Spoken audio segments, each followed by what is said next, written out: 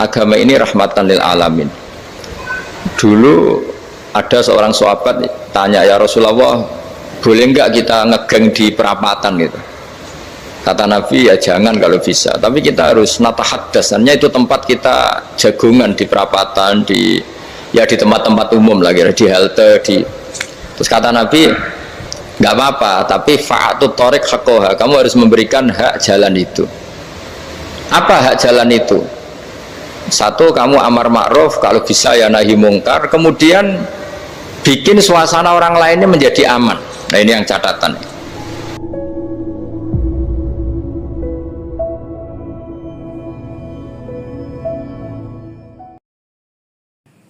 Bismillahirrahmanirrahim. Assalamualaikum warahmatullahi wabarakatuh. Jumpa lagi dengan saya di channel Gus Baha Pusat Ilmu. Semoga kita semua dalam lindungan Allah Subhanahu wa Ta'ala. Kali ini guru kita tercinta, beliau akan menyajikan ceramah beliau yang berjudul Agama Islam Rahmat bagi seluruh alam. Tonton videonya sampai selesai agar kita mendapatkan barokah ilmu dari guru kita tercinta, Kiai Haji Bahauddin Nur Salim. Mari kita simak bersama. Assalamualaikum warahmatullahi wabarakatuh. Dulu ketika sahabat punya imam yang lama sekali kalau sholat, sehingga si sahabat yang satu yang petani ini mufarokoh itu memisahkan diri, kemudian imamnya diselip. Itu boleh memang dalam fikih, kamu niat mufarokoh dulu. Mufarokoh itu niat bahwa kamu memutus hubungan dengan imam, kemudian meneruskan sholat sendiri. Singkat cerita, dua orang ini berdebat, Mu'ad sama Ar-Ra'i yang penggembalain. Kamu munafik, sholat kok meninggalkan imam. Terus yang satu bilang, kamu keterlaluan, sholatnya lama sekali. Singkat cerita, dua orang ini lapor ke Rasulullah SAW. Uniknya Nabi itu membenarkan yang petani tadi. Kamu Mu'ad jadi masalah. Agama ini tidak boleh jadi problem. Kalau kamu ngimami orang, jangan lama-lama. Di situ ada ibu-ibu yang ditunggui anaknya yang sedang menyusu, banyak petani yang nunggu macam-macam. Kayak pegawai POM ya ditunggu shift temannya, pegawai Indomaret juga gitu, apalagi Grab mungkin ditunggu penumpangnya macam-macam. Sehingga kebaikannya teman-teman yang kerja serabutan begini juga bergantung kebaikan imam tadi. Kalau sholat itu tidak boleh lama-lama, apalagi wiridan, sholatnya aja nggak boleh lama-lama, apalagi wiridannya. Nah, kadang-kadang orang ngira kebaikan tuh nggak ada sempritnya, ada juga. Sholat tuh ya disemprit sama Nabi, kalau terlalu lama juga disalahkan, karena nanti agama ini menjadi apa? Menjadi problematika. Nah, termasuk kebaikan kita ketika membolehkan ya, atau mentoleransi atau mendukung pekerjaan mulai Grab dan lain-lain adalah agama ini rahmatan lil alamin.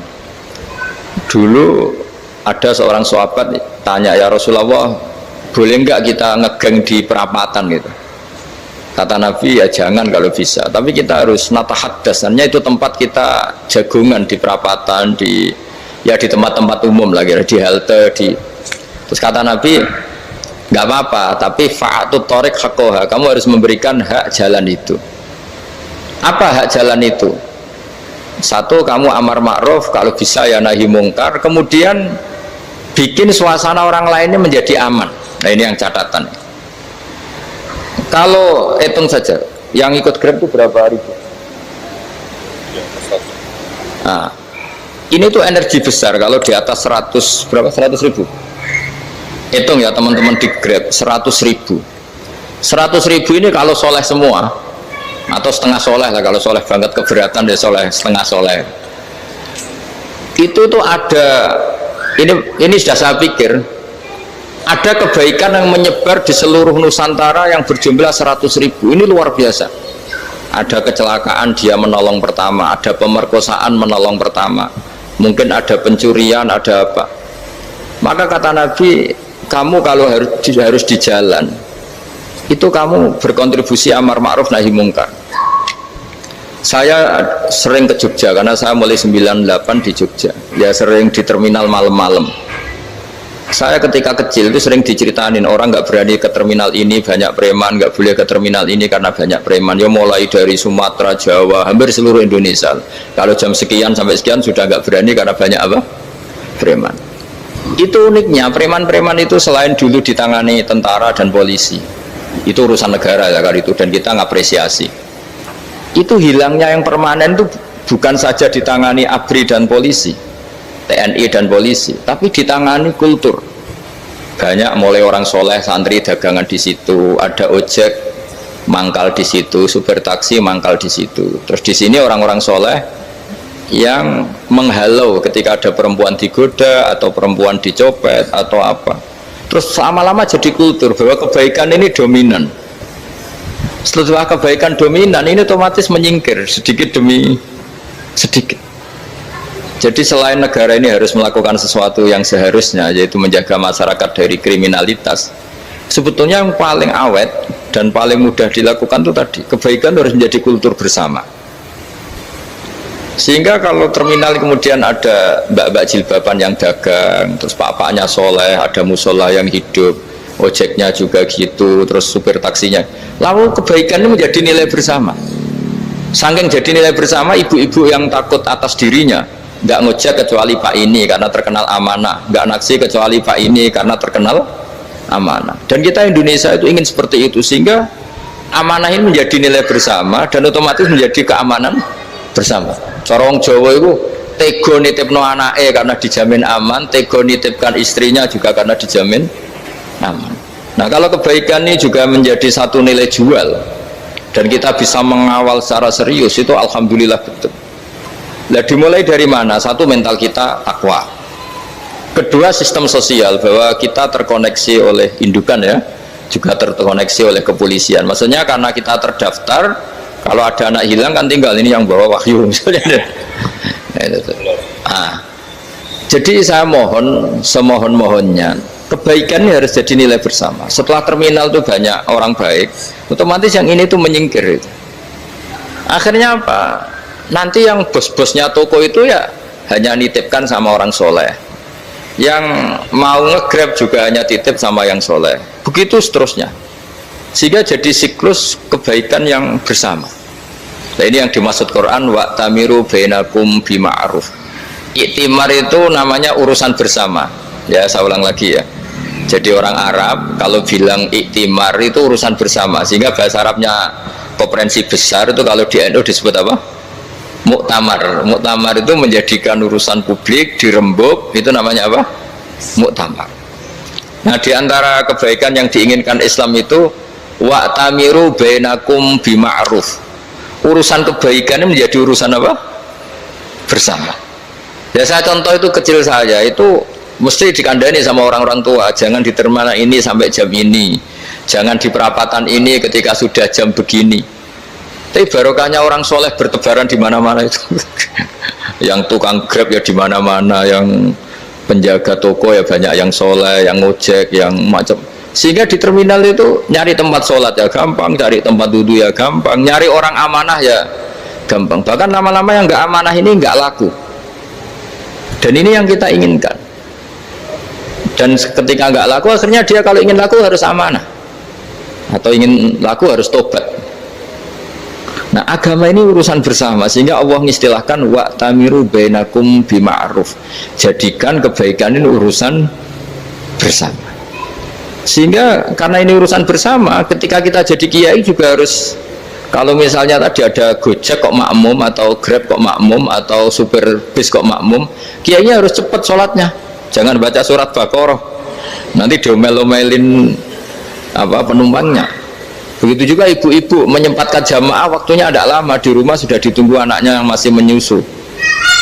Makanya Nabi ngendikan idza amma ahadukum as-sholata falyukhaffif. Kalau kamu jadi imam, sholatnya harus relatif cepat. Fa inna fihim ad-dhaif badal hajat. Di antara makmum itu yang banyak punya urusan. Selain ada yang lemah, ada yang punya banyak urusan.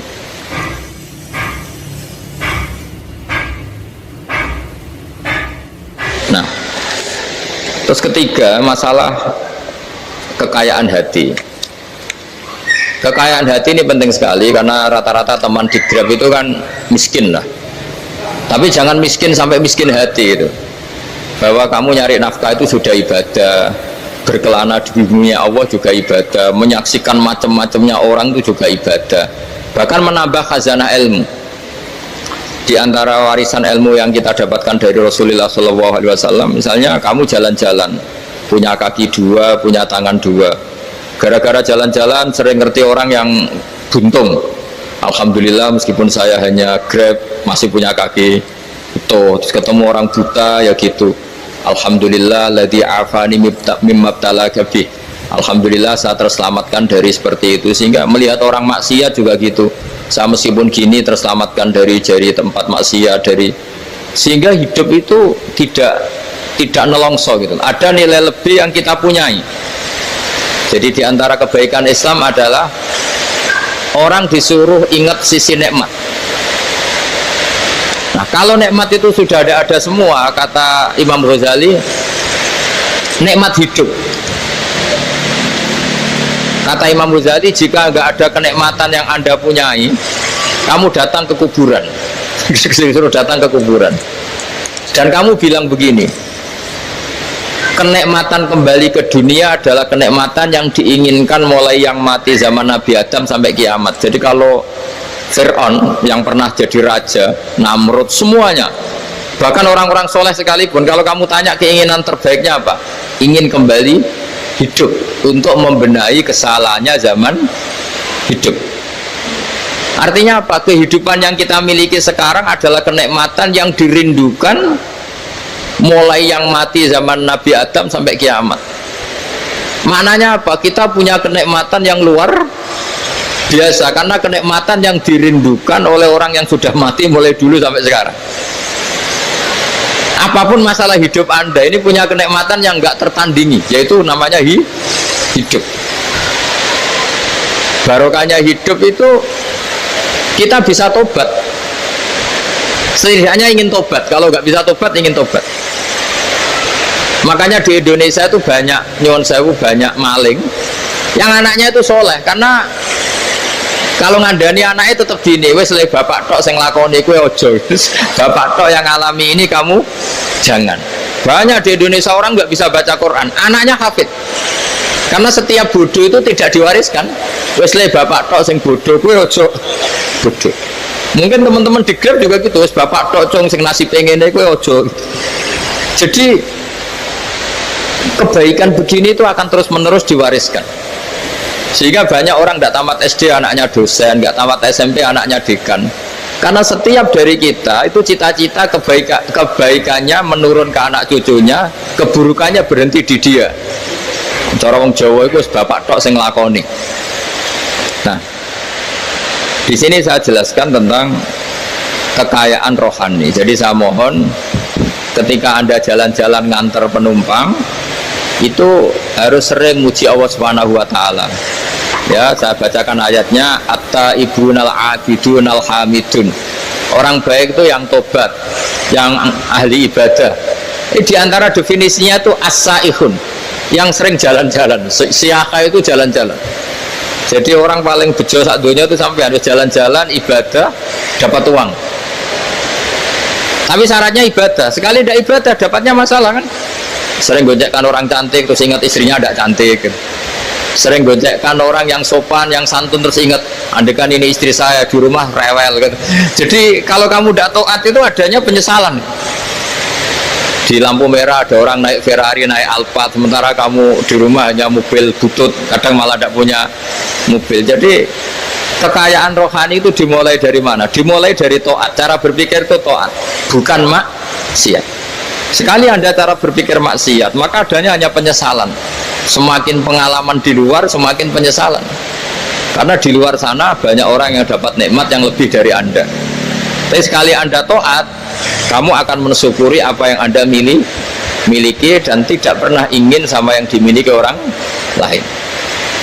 Sehingga orang-orang yang sering pergi itu sama Allah dipuji. Jadi tidak ada nabi kecuali di antara ibadahnya itu jalan-jalan. Fasiru fil ardi. Sehingga semua nabi itu mesti pernah melakukan perjalanan internasional. Rasulullah Muhammad SAW pernah jalan-jalan sampai ke Syam, padahal beliau orang Mekah. Nabi Ibrahim yang orang Syam pernah perjalanan sampai ke Mekah. Karena diantara kearifan itu ya dimulai dari apa? Jalan-jalan. Tadi kamu ngerti orang yang macam-macam. Makanya diantara kebaikan umatku kata Nabi itu siyahah fil ard, sering berkelana. Tapi tentu untuk mengambil pelajaran. At-taibunal abidunal hamidunas saihun. Nah, agama mensupport itu. Sehingga kata Nabi, jika ada orang kok sholat qobliyah, ba'diyah semuanya di masjid, sama Nabi ditegur, la taj'alu buyutakum kuburan, rumah kamu jangan jadikan kuburan, harus dapat jatah apa? Sholat. Kata ulama, kalau ada orang sering sholat di satu titik, itu ditegur, kamu harus ganti titik yang lain supaya saksi bahwa kamu di bumi sholat itu banyak. Jadi kita ya punya nilai positif juga tentang apa? Karena kita sering siyahah, kalau bahasa Arabnya itu sering keluyuran, saksi kita kebaikan juga banyak. Tapi pesan saya paling pokok tadi ya, jadikan komunitas kebaikan itu punya nilai jual. Syukur-syukur fid dunya hasanah wa fil akhirati hasanah. Ya kita bersyukurlah di Indonesia itu. Saya masih ingat kecil saya itu ya sekitar saya umur 15-14 tahun. Setiap mau pergi itu pesannya orang-orang yang sering pergi itu jangan masuk terminal jam ini di perapatan ini, karena yang namanya preman itu dulu dominan. Sekarang sampai jam 2 ada orang pakai jilbab, kadang ya orang pakai peci, yang nggak pakai peci pun ke musola sholat terus. Yes, pokoknya kebaikan itu jadi komunitas dan jadi nilai jual. Bahkan tadi misalnya ibu-ibu yang pergi malam itu kan mesti ada orang-orang yang jadi langganannya karena terkenal apa? Amanah. Yang dititipi anak juga pilih orang yang terkenal apa? Amanah. Nah, nilai amanah ini harus kita jaga terus supaya kamu ya bisa bekerja, orang lain juga nyaman karena amanah tadi, Allah juga senang karena amanah itu perintahnya Allah Subhanahu wa ta'ala. Dan Indonesia harus menuju ke sana. Pemimpin juga harus gitu. Pemimpin bawaannya amanah, bawaannya apa, yang memilih dia juga senang karena nggak malu lah. Tapi kalau kita milih ternyata kita pilih tahu-tahu ditangkap KPK kan ya malu gitu. Dulu kita kampanye mati-matian ternyata dia ditangkap, tapi kalau dia amanah kan ya seneng. Sama kalau tukang Grab ketangkap satu karena penodaan atau karena pengkhianatan, yang malu juga semua, karena kadang-kadang nanti digeneralisir seakan-akan semuanya seperti itu. Tapi dengan reputasi panjang nggak pernah terjadi apa-apa dalam Grab kan otomatis lainnya juga terangkat. Nah, ini yang dimaksud wa'tamiru bainakum bima'ruf, jadikan kebaikan itu urusan bersama. Makanya andaikan negara itu sudah mengoptimalkan polisi, TNI untuk meringkus preman, oke, itu baik. Tapi ya lebih awet lagi kalau itu ditopang apa?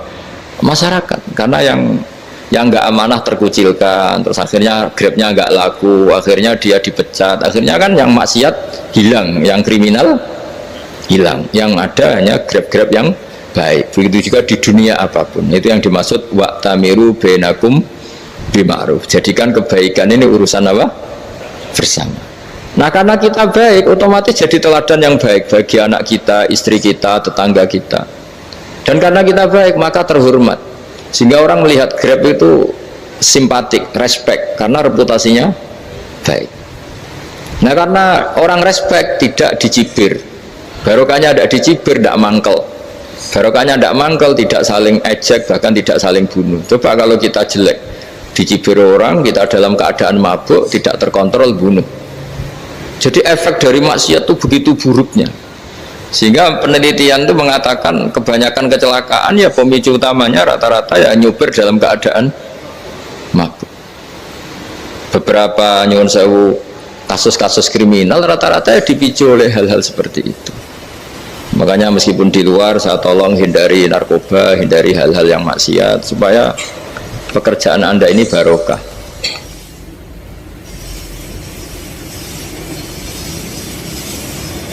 Kemudian yang terakhir saya beri ijazah tentang Al-Fatihah ya, karena ini surat yang populer.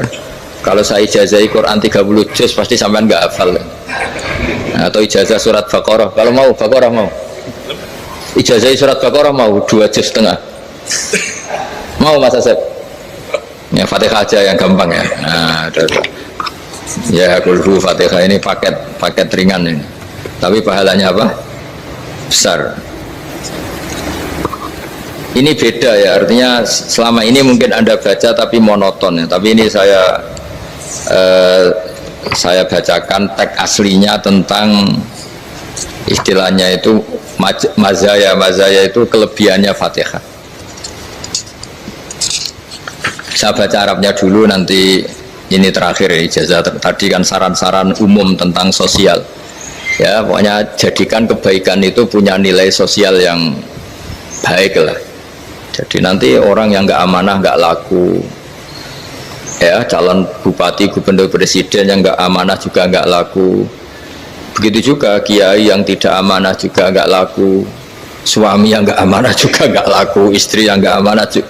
Sehingga kebaikan ini jadi nilai sosial yang dalam tanda kutip sudah keniscayaan. Yang diinginkan Allah itu seperti itu, bukan kebaikan yang dipaksakan karena kekuatan negara. Maksudnya kalau bisa kebaikan itu tidak usah dipaksakan. Memang sudah satu kebutuhan. Kayak cerita-cerita di negara maju itu, bahkan apapun jatuh itu nggak ada yang ngambil apa itu. Makanya gambarannya Mekah Medina kan gitu kan, barang jatuh nggak ada yang berani apa ngambil, itu saking sudah jadi sistem. Sehingga banyak negara di Eropa itu yang sampai nggak punya tentara, nggak punya polisi karena kebaikan sudah. Nah kita kan masih capek, polisinya aja capek, apalagi masyarakatnya, karena ya kebaikan itu belum jadi nilai bersama. Nah kita selain ditopang negara, ada polisi, ada tentara, itu kita usahakan kebaikan itu jadi nilai bersama. Ya, tadi wa'tamiru bainakum bima'ruf. Dan kita punya reputasi yang bagus dalam bab ini. Saya masih ingat kecil saya itu yang jilbaban hanya keluarga kiai. Sekarang rata-rata masyarakat itu jilbaban. Dulu yang sekolah SMP, SMA itu jilbaban, kadang dulu malah dilarang ya, harus sama seperti itu seragamnya. Sekarang sudah boleh dan nyaman. Lama-lama yang dapat simpatik ya yang pakai pakaian model tertutup seperti itu. Lama-lama gamane cara wong golek mantu ya golek yang seperti itu daripada yang blodor. Lama-lama jadi nilai bersama. Ya ingin saya seperti itulah. Di terminal juga sama. Orang mau makan cari warung yang kelihatan ada ayat kursinya, pakai jilbab, atau paling tidak dia nggak mungkin lah nyuguhkan yang tiren atau yang haram. Akan ada garansi sosial, ada apa? Ada garansi apa? Sosial dengan penampilan yang soleh itu kan, masa iya nyuguhkan oplosan babi gitu misalnya itu. Jadi nilai sosial itu harus harus benar-benar jadi nilai, sehingga negara biar gak capek-capek. Polisi juga gak capek kan, karena tugasnya corong Jawa mau ngawat-ngawati tok, tapi tidak perlu tegang karena kebaikan sudah jadi nilai bersama. Ingat-ingat ya ayatnya tadi, wa'tamiru bainakum bima'ruf. Jadi kebaikan itu harus jadi nilai bersama. Iktimar itu menjadi urusan bersama. Makanya kalau kita rapat besar disebut apa? Muktamar. Muktamar itu urusan bersama. Ya tadi imamnya sholat juga menopang Gojek karena nggak lama-lama nopang Grab, nopang Kernet, nopang penjaga Indomaret, penjaga bensin, pom bensin. Nah dia hanya punya waktu 5 menit terus imamnya baca Baqarah kan. Iya imamnya mursyid, mungkin dia tambah lama tambah dapat aplaus dari muhibbinnya, tapi makmumnya dia tambah lama tambah dapat penghormatan dari pecintanya, tapi kitanya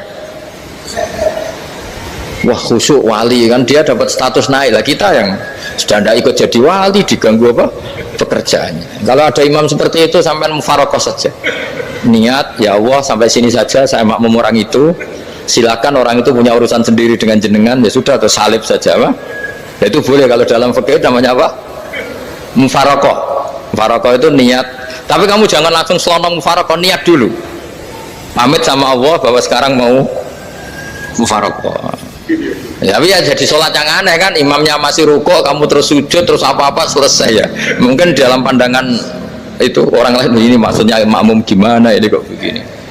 Tapi sudahlah, Allah Maha tahu. Nah, insya Allah dimaklumi. Ya saya baca tentang Fatihah ya, karena sampean pasti sering baca Fatihah. Supaya sekaligus jadi jimat lah gitu. Jadi Kalau kamu sering di jalan-jalan yang mungkin sepi, atau mungkin kan tidak semua teman Grab itu nasibnya bagus, yang di Semarang, Jogja, mungkin yang di Kalimantan, di Papua kan ada yang 10 kilo gak ketemu rumah, ya kan? Ya, lihat di TV-TV itu kan kasihan kan, sudah 10 kilo gak ketemu rumah, penumpangnya kuwekar preman tuh kan, ini makan orang enggak kan, udah kan ujiannya dua. Kalau penumpangnya cantik itu ya kecoba syahwat, kalau preman takut. Jadi orang itu selalu ujian itu. Sing sedengan itu kan jarang orang itu. Jadi kalau penumpangnya perempuan cantik ujiannya itu syahwat, kalau preman ujiannya ketakutan. Kalau orang yang lemah bawa uang ujiannya kamu ingin garong. Jadi hidup itu memang semuanya ujian. Liyabluwakum ayyukum ahsanu amala. Makanya saya sering ditanya oleh teman-teman, Gus, nah ujiannya kenal wong wedok elek piye? Sama, kenal wong ayu ujiannya syahwat, kenal wong elek ujiannya ngenyek, itu sama-sama dosa. Syahwat ya dosa, ngenyek juga dosa. Wah elek keriting untune metu ya dosa, ngomong gitu.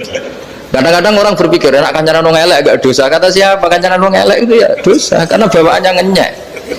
Ngenyek itu menyepelekan itu. Makanya saya itu ya nggak mau berteman sampean. Nanti kan bawaannya ngenyek atau seneng ya tidak tahu. Ya sudah, ada takdir saja, kalau ketemu ya tak ulang ngaji gitu. Tapi ini ngaji terakhir, setelah ini ngaji biasa aja, tidak usah resmi gini. Ngaji kok resmi, aneh. Pokoknya nanti suatu saat kalau pandemi sudah berlalu, saya akan ngaji Rebona. Ini ngaji ini ngaji yang kurang bagus karena ngatur kiai kurang berkah ini. Nanti tapi ya lumayan lah, masih mau ngaji. Ngaji kok tanggal ini jam ini. Sekarang suatu saat kamu tak panggil, Mas Wahyu datang ke sini jam ini, tidak mesti bisa. Mungkin pas ada acara apa, oh, maaf ke sini pas ngecek, pas apa. Jadi ya sudah, tapi tak maafkan, enggak apa-apa. Takdir ya. Tak bacakan supaya sampean tahu keramatnya Bismillah. Nah sebelum saya bacakan Bismillah Fatihah, tak beritahu tentang ilmu tafsirnya, karena ini penting sekali. Fatihah itu dawuhnya Allah, tentu itu dawuhnya Allah. Saya ulang lagi, itu kalam Allah, tapi yang sudah diberikan kesampaian ke kita semua, sehingga seakan-akan itu menjadi dawuhnya kita ke Allah. Jangan salah loh ya, Fatihah itu dawuh Allah tapi sudah diberikan ke kita, sehingga posisi kita itu yang punya itu. Nah kenapa ini perlu dijelaskan? Karena nanti ada kalimat iyyaka na'budu wa iyyaka nasta'in. Kalau itu masih kalam Allah, berarti Allah ngomong ke kamu, ngendikan ke kamu, kepadamu aku menyembah. Masa Allah menyembah kamu? Nah sehingga ilmu tafsir itu menyelesaikan itu dulu ya. Saya ulang lagi ya, sebelum sampean sering baca Fatihah, aku yakin ya sering baca, tapi barokahnya tidak paham itu tidak pernah janggal. Enggak paham itu ya penting supaya tidak iskal, tidak janggal. Sebetulnya di kalimat itu ada yang janggal. Kalau Fatihah itu kalimatnya Allah atau kalam Allah, bagaimana dengan kata-kata iyyaka na'budu? Masa Allah ngendikan ke kita, kepadamu kami menyembah? Masa Allah menyembah kita? Maka penyelesaiannya secara ilmu tafsir gimana? Semua ulama mengatakan, bukan satu dua, semuanya mengatakan di Fatihah itu semuanya diberi kawalan kalimat. Saya ulang lagi ya, di Fatihah itu semuanya diberi awalan kalimat qulu, katakan wahai hambaku begini ya, katakan wahai hambaku begini. Nah begini ini pelajaran dari Allah yang sudah diberikan ke kita, terus kita mengatakan bismillahirrahmanirrahim alhamdulillahirabbil, termasuk kita mengatakan iyyaka na'budu wa iyyaka nasta'in. Jangan bayangkan Allah ngendikan ke kita. Kalau Allah ngendikan kita berarti gini, hei Wahyu ihdinas siratal mustaqim, tunjukkan saya jalan yang benar. Nah nanti kamu terus, ya Allah Anda aja minta tolong saya minta tolong siapa kan, jadi panjang kan. Ya saya ulang lagi ya, jadi itu di Ulumul Quran diterangkan gimana sebelum baca Fatihah ya. Fatihah itu kalamullah, ngendikannya Allah, tapi yang sudah diajarkan ke kita dan sudah milik kita, sehingga kalimat itu menjadi milik kita. Tapi ya kalamullah, tetap kalamullah, tapi sudah menjadi milik kita. Udah paham ya? Ya pinter nah. Ya, karena kalau tanpa penjelasan seperti ini, Anda akan iskal. Bagaimana Allah, iskal itu janggal, bagaimana Allah mengatakan iya karena butuh. Kan jadi aneh ya? Ya, jadi tak jelaskan secara ilmiah ya. Jadi kata ulama-ulama tafsir, ayat-ayat Quran seperti ini sebetulnya dimulai dari kulu apa? Meskipun nggak dilafatkan.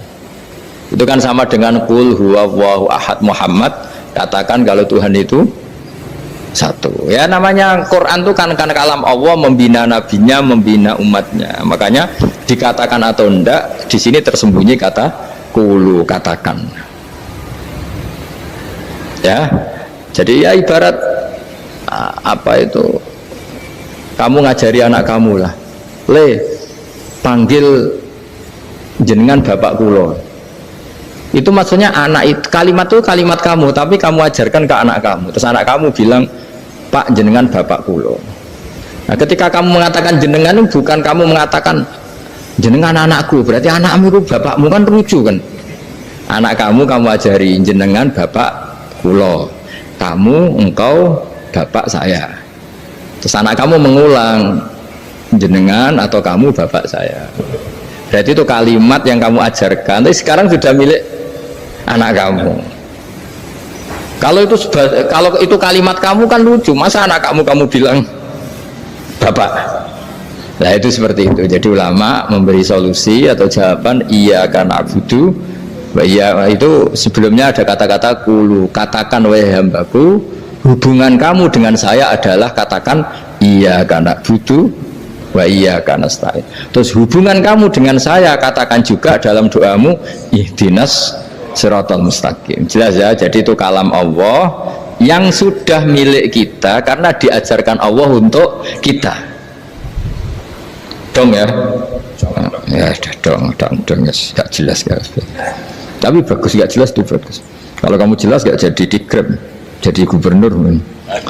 Min azimi fadliha kasratu asma'iha wa fadail ukhra. Ini cerita dramatisnya surat Al-Fatihah. Qala Abu Hurairah radhiyallahu anhu inna iblisa ranna khina unsilat Al-Fatihah.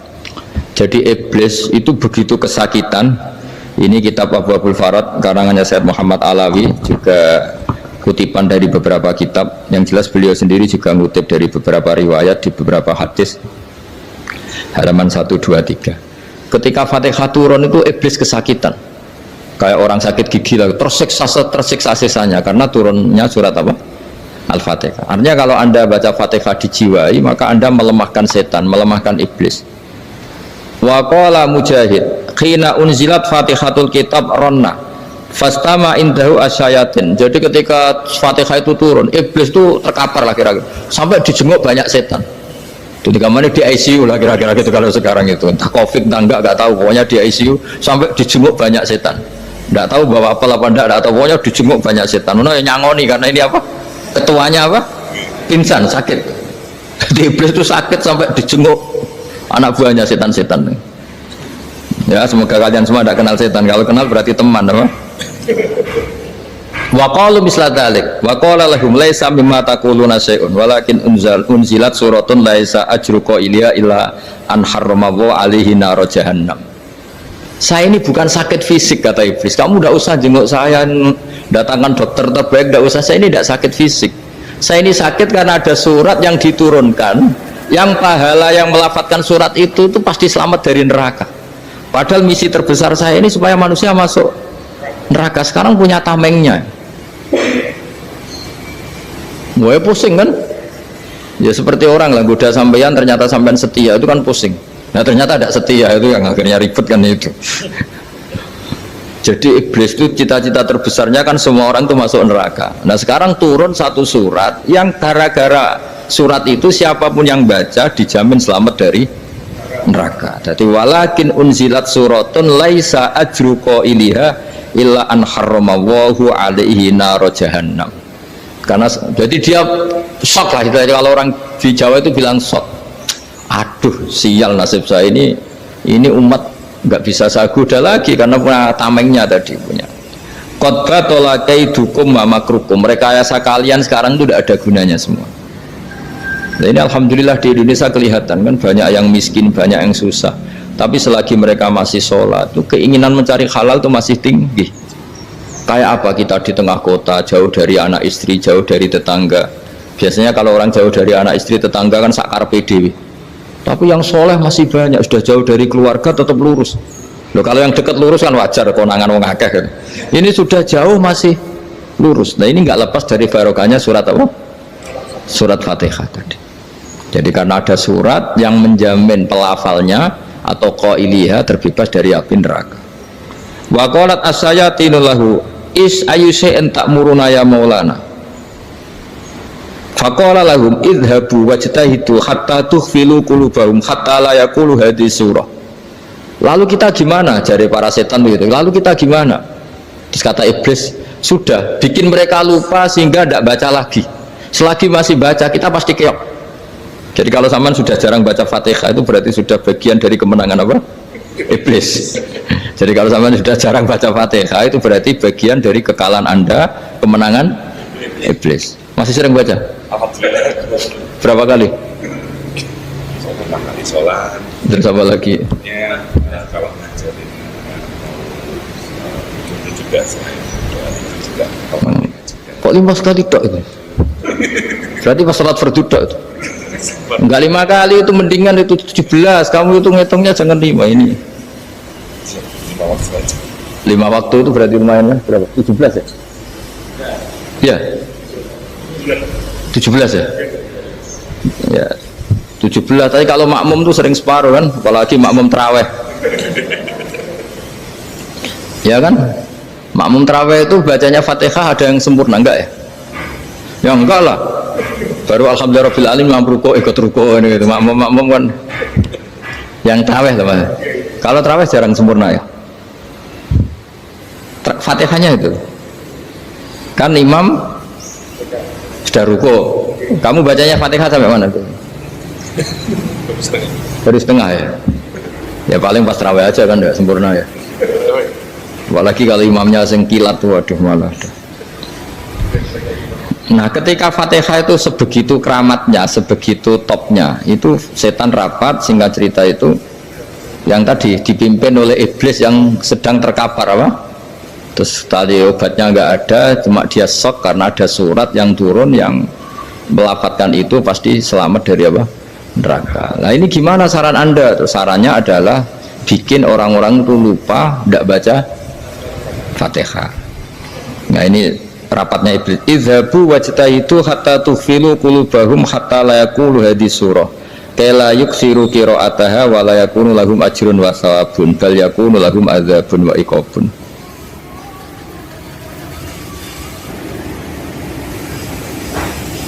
Jadi saya mohon selama ini Anda sudah baca, tapi mungkin hanya rutin saja. Napa rutin? Saja barokahnya ngaji ini kamu punya kekuatan atau punya semangat membaca karena ini surat yang luar biasa. Ibarat gini, kalau sampean tanya, saya juga sering mikir, masa Gus hanya surat kok punya kekuatan seperti itu? Di dunia ini kata Allah, mulai Nabi Adam sampai kiamat, nggak ada yang bisa menandingi kekuatan kalimah. Kalimah itu kata-kata, nggak ada yang bisa menandingi kata-kata. Misalnya Anda nge-grab berangkat, istri cuek, berangkat cuek, itu beda dengan ketika meskipun satu kalimat, wes Pak, muga-muga dilindungi pangeran, mungkin jenengan selamat, itu menjadi teduh dan semangatnya luar biasa karena kayak mendapat support. Jadi kira-kira kalimat itu hubungannya kita dengan Allah. Fatihah itu seperti itu. Kamu melafadzkan satu kata-kata yang dibenarkan langit bumi, dibenarkan aras, dibenarkan malaikat, dibenarkan semua penghuni di dunia ini, sehingga itu efeknya luar biasa. Itu seperti gini ya, kamu cerai sama istri, terus nikah lagi katut babon, 10 tahun anak kamu dididik, ibunya benci kamu, dan memang Anda layak dibenci, dan sampai nggak pernah manggil kamu Pak. Suatu saat kamu tentu rindu kan, ingin dipanggil bapak oleh anak kamu. Suatu saat anak ini manggil kamu Pak itu senengnya bukan main, hanya sebuah kata-kata. Makanya kadang-kadang orang itu tanya sama kiai, ijazah lafadz ini gunanya apa sih? Itu ijazah itu untaian kata-kata, yang kata-kata ini dibenarkan langit dan bumi dan aras dan para malaikat, sehingga efeknya itu luar. Nah ibarat seperti itulah, kamu melafadzkan Fatihah itu melafadzkan kata-kata yang dibenarkan Allah dan Rasul dan semua malaikat, semua penghuni langit, maka ini efeknya pasti luar. Nah di sini lah orang-orang dulu itu tahu keramatnya itu, sehingga ketika melawan Belanda, melawan Jepang dulu itu kalimat-kalimat itu menjadi mantra yang luar biasa. Doa yang luar biasa. Tapi di era modern karena orang sudah tidak ngerti itu, dianggap itu mantra, jimat, khurafat, bid'ah, waduh ribet meneh malah. Sebetulnya tidak seperti itu. Memang kata-kata ini kekuatannya luar biasa. Sama kesakitan hati kamu juga karena itu. Wis ngojek wangilan. Lha Pak di bojo kok kowe gagah tok kere. Wah, iku seling terus mesti. Padahal kalimat itu kan tidak melukai secara fisik, tapi apa kerjanya sesuk sarasa-rasen. Karena terus dengan pengadilan seperti itu kan, ngapain kerja demi perempuan yang seperti ini? Lagi-lagi kata-kata ini luar. Nah bayangkan kalau kata-kata itu adalah kalimat yang diajarkan Allah lewat Rasulnya, lewat malaikat Jibril. Kayak apa kekuatannya itu? Nah, kira-kira Fatihah itu gitu. Kalimat yang baik, kalimatan thayyibah diajarkan oleh Allah dan Rasul, kayak apa kira-kira kekuatannya? Pasti luar biasa. Wong support yang dikatakan istri kita, anak kita aja luar biasa, apalagi ini support yang diajarkan Allah dan Rasul. Ya makanya saya mohon kalau baca Fatihah, baca kalimah-kalimah thayyibah ketika sholat itu dijiwai. Ya misalnya Rabbana lakal hamdu mil'us samawati wa mil'ul ardi wa mil'u ma syi'ta min syai'im. Engkau zat yang layak dipuji, dan pujian ini memenuhi langit dan bumi. Karena kita tahu nggak ada sejengkal di alam raya ini kecuali di situ ada rahmat Allah. Misalnya kamu bisa lewat sampai rumah saya, kamu mungkin anggap biasa saja. Coba kalau ngalami likuifaksi, tahu-tahu bumi ini ambles, bisa ngelewati yang likuifaksi itu luar. Tanyakan orang pernah ngalami likuifaksi di Sulawesi, itu melihat bumi bisa diinjak nggak ambles itu, wah luar. Sama nggak ngalami itu sehingga lewat bumi ya biasa aja. Coba kalau ngalami seperti tidur, ya biasa aja. Coba kalau ada gempa, bahwa bumi tenang ini sudah nikmat yang luar biasa. Masa kamu ngakui nikmat nunggu digituin? Ya kan? Nah, makanya baca Fatihah dijiwai lah, bahwa ini kalimat yang luar biasa. Nah, saya teruskan ya.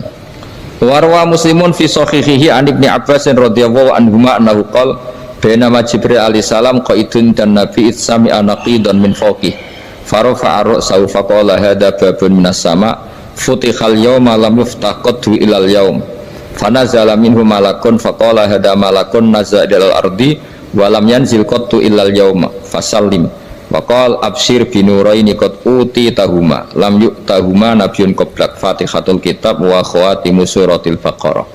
Jadi suatu saat Jibril ini jagongan kira-kira gitu sama Rasulullah. Tahu-tahu langit itu gemuruh. Langit gemuruh kata Jibril, terus semuanya ngangkat kepala ke langit. Ini pintu langit baru ini dibuka, yang sebelumnya tidak pernah dibuka seperti ini. Turunlah malaikat, yang malaikat ini pun malaikat spesial, yang nggak malaikat murahan lah kira-kira gitu, yang nggak pernah turun ke bumi kecuali juga saat itu, dengan penyambutan yang luar biasa, dengan semuanya tidak pernah terjadi, hanya karena bahas surat Fatihah.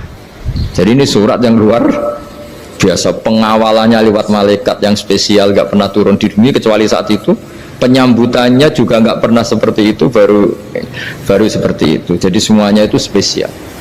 Nah, kenapa ini spesial? Karena di situ ada isi puja-puji kepada Allah Subhanahu wa Ta'ala. Ada ikrar kita, alhamdulillah rabbil alamin, ar-rahmanir rahim.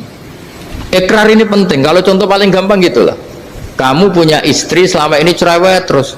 Suatu saat ngomong, Pak, tak angen-angen rawono wong lanang koyo sampeyan.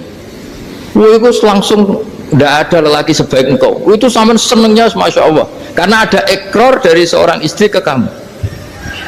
Nah bayangkan kalau ikrar kita sebagai hamba diakui oleh Allah Subhanahu, maka ikrar ini akan dicatat sebagai kebaikan kita yang kita panen nanti di akhirat, karena ada ikrar. Kita ikrar bahwa alhamdulillah rabbil alamin, kita ikrar ar-rahmanir rahim, kita ikrar maliki yaumiddin, kita ikrar iyyaka na'budu wa iyyaka nasta'in. Sampean misalnya jadi orang Indonesia, ketemu orang Indonesia yang makmur di Jerman, terus lupa Indonesia. Kamu orang Indonesia? Enggak, saya enggak orang Indonesia. Mangkel gak kira-kira? Mangkel. Karena salah ikrar kan gitu. Ya, jadi saya mohon jangan anggap kalimat itu hal yang biasa, tapi luar biasa. Nggih, ngoten mawon. Assalamualaikum warahmatullahi wabarakatuh.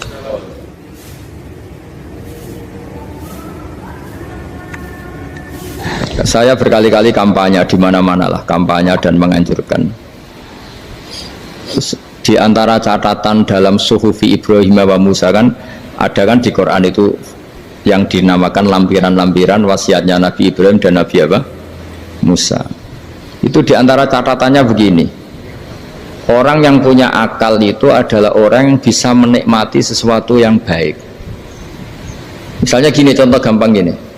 Kamu punya anak pertama atau punya anak yang masih kecil, itu gendong tuh senangnya bukan main, melihat anak sehat tuh senangnya bukan main.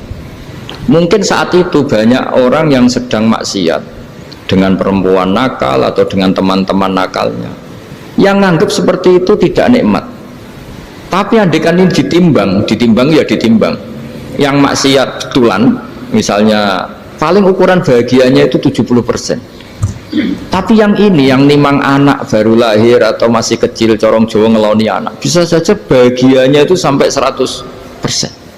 Artinya selama ini kesalahan kita adalah nganggap maksiat itu pasti menyenangkan dan taat itu tidak menyenangkan. Makanya saya berkali-kali fatwa, untuk melawan kenikmatan maksiat, orang harus terbiasa menikmati taat, menikmati kebaikan. Jangan kira kita nimang istri nikmat, nimang anak nikmat, ketemu teman yang lama tidak ketemu juga nikmat. Artinya kita akan melewati berjam-jam untuk jagungan sama teman, sama anak, sama istri.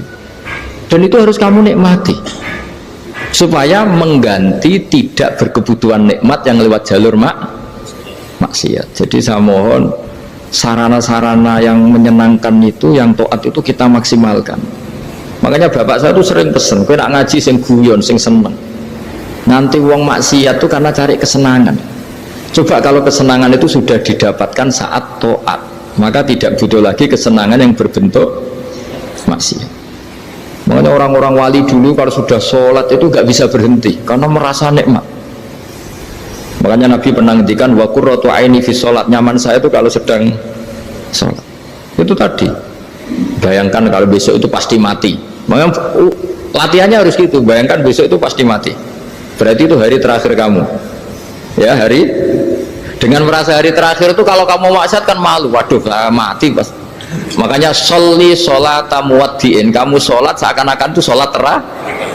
Dan bayangkan akhirat itu wa'mal li akhiratika ka'annaka tamutuhu, dan bayangkan akhirat itu besok kamu mati. Sehingga ketemu istri ya seneng karena ini pertemuan terakhir, ketemu anak ya seneng ini pertemuan terakhir, sholat juga tenanan karena ini sholat terakhir. Sehingga kalau mau maksiat tuh takut, jangan-jangan ini kehidupan saya terakhir kok tak pakai seperti ini.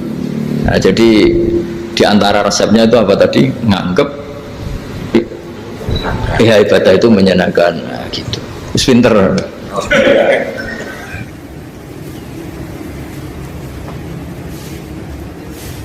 Oke, satu pertanyaan lagi, Gus. Ini ada pertanyaan dari teman-teman mitra driver Grab. Saat mengantarkan barang, tiba-tiba azan waktu sholat, ya, Gus. Lalu kita sebagai driver harus sholat dulu atau menyelesaikan orderan dulu, karena itu juga amanah kan orderannya itu. Mungkin nganter barang atau mungkin nganterin penumpang. Mengingat barang tersebut sudah ditunggu pemiliknya dan penumpang tersebut juga sudah ada janji yang lain, pokoknya gitu. Nyuwun pencerahannya, Gus, gitu. Begini ya, ini kan fikih sosial ya. Saya jawab, ini memang harus pakai fikih, nggak pakai rasa. Saya ulang lagi, pakai fikih, nggak pakai rasa. Waktu sholat itu kan banyak ya, diantaranya maghrib dan isya, duhur dan asar, terus subuh sendiri. Ya, ben sampean belajar fikih, orang belajar tasawuf ya. Nah, kalau subuh itu tidak ada toleransinya kalau waktunya sudah tinggal 10 menit karena tidak ada jamak. Ya, tidak ada apa? Jamak. Sehingga misalnya kalau kamu ngojek waktu tinggal 10 menit ya harus sholat. Tapi kalau sekedar dengar azan ya, ini penanyanya kayaknya itu teman kamu, jadi fikihnya kayak kamu, nggak jelas. Azan itu kan bukan akhir waktu sholat. Azan itu bukan akhir waktu sholat, tapi awal sholat. Itu tidak harus supir Grab, tidak harus supir Gojek. Meskipun kamu makan ada azan ya teruskan saja, kan tidak akhir waktu sholat. Anda menerima tamu, gendong anak, atau sedang nyupir, atau sedang bercengkrama sama teman. Kalau ada azan ya nggak apa-apa, misalnya diteruskan. Kan bukan akhir waktu sholat. Yang benar-benar harus ditinggalkan itu kalau waktu sholat misalnya tinggal 7 menit atau tinggal 8 menit, waktu yang mau tidak mau kamu harus tasarrufkan, kamu peruntukkan sholat. Injury time ya, Gus. Nah, injury time ya, gitu aja kok gak tahu ya. Nah, lalu misalnya, kalau pertanyaan tadi mestinya kelasnya itu kelas afdoliyah, utamanya gimana? Kalau wajibnya belum ada karena kan waktunya masih panjang. Jadi pertanyaannya bukan wajibnya tapi sebaiknya, karena ini semuanya belum mendesak kan. Andai kan kamu teruskan nganter barang kan tidak ada jaminan waktunya habis. Padahal kalau kamu memaksa sholat, mungkin citra kamu sebagai supir Grab tidak baik karena dianggap mengabaikan konsumen. Nah, terus kedua menyangkut jarak. Oke, seperti itu. Nah, sekarang kalau pertanyaannya dibalik, makanya yang dibalik ini agak ribet. Waktu sholat tinggal 8 menit. Ada konsumen yang minta diantarkan saat itu dan acaranya ke mall happy-happy, maka fatwa kita sebagai ahli fikih, ya tantang saja, saya mau sholat dulu, kalau nggak sabar ya silakan cari yang lain kalau acaranya ke mall. Tapi kalau acaranya kelahiran atau transfusi darah atau mau nganterin darah ke pasien yang sudah koma, maka kita langsung, karena ibadah sosial itu didahulukan mengalahkan ibadah yang haknya Allah. Karena Allah itu zat yang tidak butuh ibadah kalian. Tapi kalau pasien ini kalau nggak nang kesampaian darahnya mati misalnya. Jadi kamarnya Allah lebih apian lah gitu. Makanya masyhur kalau dalam fikih hak Allah sama hak adami ini dimenangkan hak adami. Tapi bukan karena Allah kita kalahkan. Allah tidak butuh itu semua. Jadi dikalahkan tapi bukan karena kalah, justru karena tidak butuh. Ya ibarat gini lah, Allah itu saking baiknya Allah kan pasti di atas orang tua kita, itu pasti saya ulang lagi, baiknya Allah pasti di atas orang tua kita saja baik, apalagi Allah. Misalnya orang tua kamu butuh uang 5.000, adik kamu butuh uang 5.000, adik kamu yang kecil atau ya, kira-kira orang tua kamu tuh nyuruh dikasihkan beliau ke adik kamu, kira-kira saja ke adik kamu. Nah Allah itu saking baiknya, hal yang terkait Allah misalnya tadi sholat tepat waktu sama ibadah sosial itu disuruh ibadah sosial. Karena ini kalau nggak kesampaian transfusi darahnya atau apalah, atau kamu dokter yang harus mengurus operasi waktunya tinggal 5 menit, kamu harus ngoperasi pasien dulu karena Allah bisa menerima sholat kamu. Nah tak terangkan lagi, ini fikih terus. Lalu sholat yang apa? Kalau sholat itu antara maghrib dan isya dan nanti yang terlambat itu maghrib, kita ngikuti ulama yang mengatakan jika ada darurat maka maghrib dan isya boleh dijamak meskipun tidak atas nama pergi.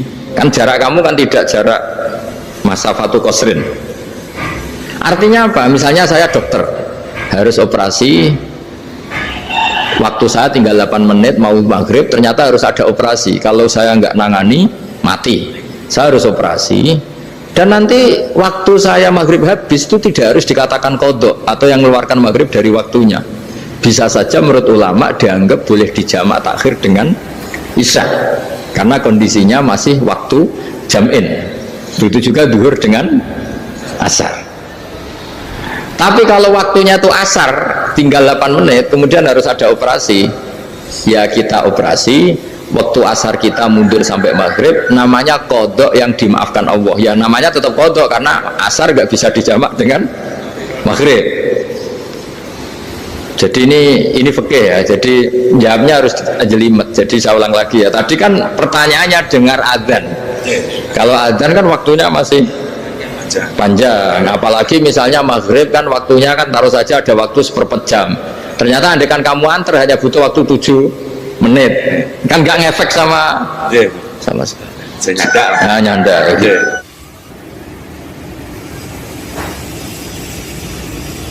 Kalau ada driver dapat orderan food nganterin makanan tapi makanannya non halal, itu bagaimana pripun? Nah, makanya itu tadi kamu tahu betul kalau itu non halal loh.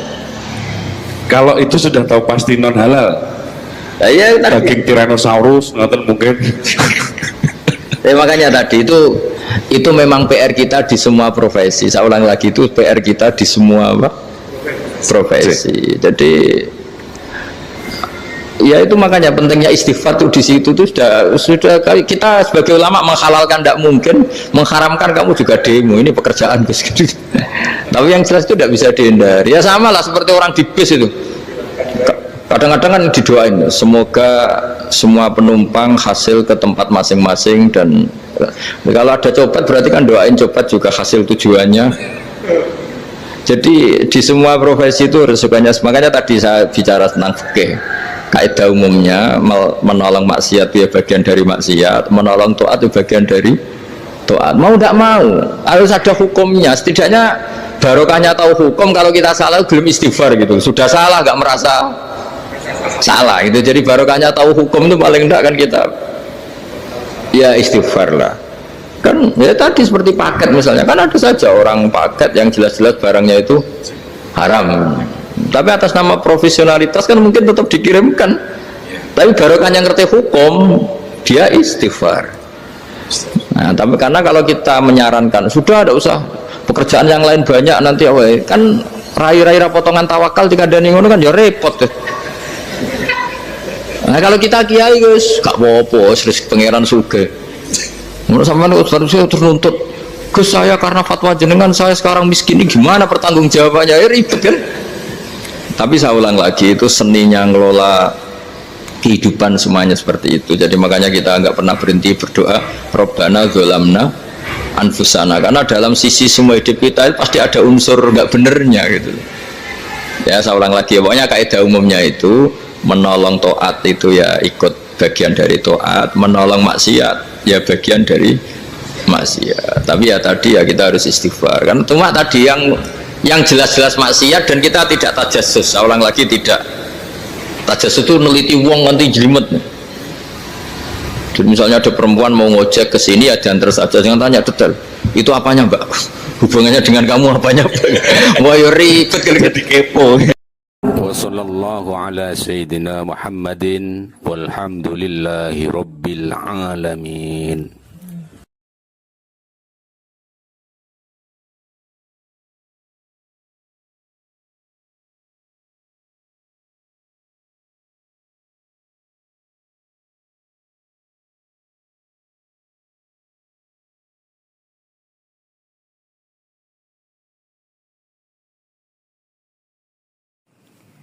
Alhamdulillah, telah kita simak bersama kajian beliau. Semoga bermanfaat dan berkah.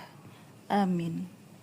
Terus dukung channel ini agar bisa terus menebar ilmu-ilmu Islam yang bermanfaat dalam hidup kita. Terima kasih.